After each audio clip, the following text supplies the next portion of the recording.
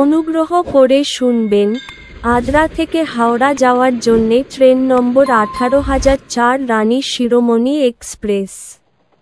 প্রতিদিন ভোর 4:30-এ আদ্রা জংশনের 3 নম্বর প্ল্যাটফর্ম থেকে ছেড়ে যায় এবং এটি হাওড়া পৌঁছায় একই দিন সকাল 10:20-তে হাওড়া জংশনের 19 নম্বর প্ল্যাটফর্মে।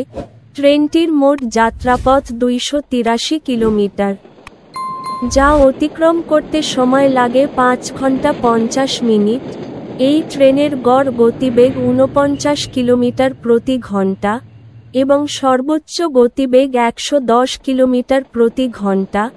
এই ট্রেনটি যাত্রাপথে মোট 26টি স্টেশনে দাঁড়ায়।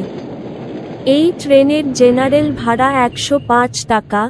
ভিডিওটি ভালো লাগলে লাইক করবেন এবং সঠিক তথ্যের জন্য চ্যানেলটিকে সাবস্ক্রাইব করবেন।